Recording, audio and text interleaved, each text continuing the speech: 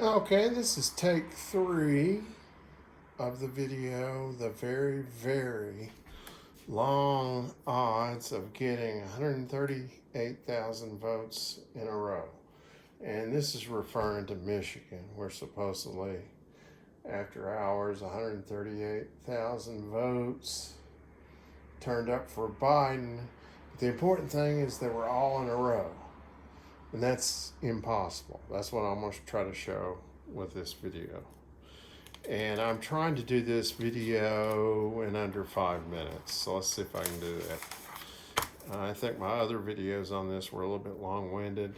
And so I'm looking for a little bit of efficiency of delivery or wording. Okay, so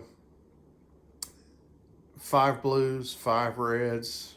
You know, blue can represent Democrat, red, Republican. The odds of reaching in a bag and, you know, getting one blue is 5 out of 10. And then the next time, you know, this represents people voting and not getting to vote twice. It's 4 out of 9, 3 out of 8. It keeps getting smaller. It's not 1/2 every time or 50%. It keeps getting smaller.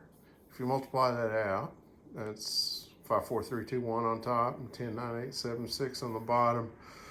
It's 1 out of 252.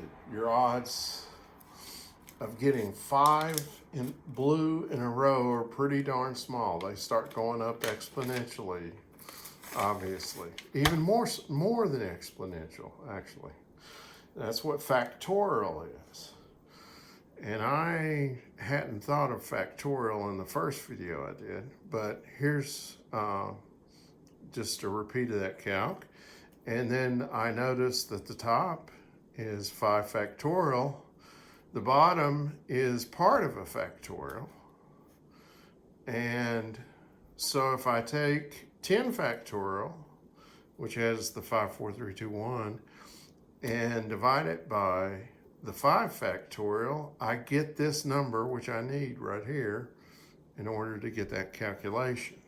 So anyway, you can follow through with the math, but that is 5 factorial divided by the quantity 10 factorial divided by 5 factorial. That doesn't work the same.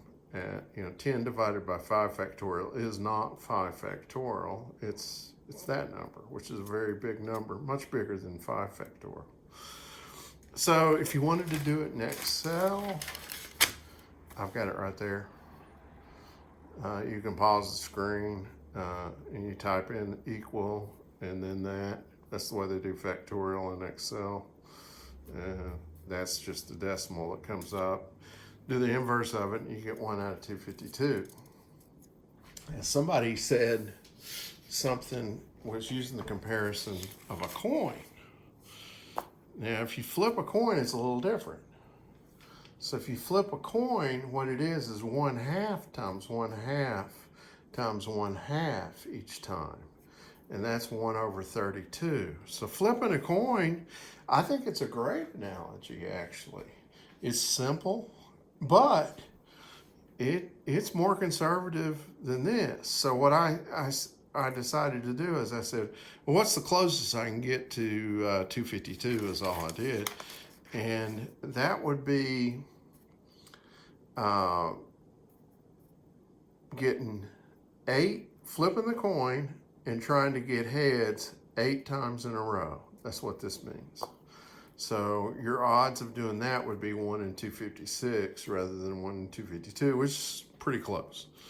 Okay, so now let's get to the numbers we're dealing with in Michigan. And here's the numbers we're dealing with in Michigan. Here's what they said at first. Then they dropped it down to here. And this is the made a mistake. But still, that's not realistic. Even that's not realistic.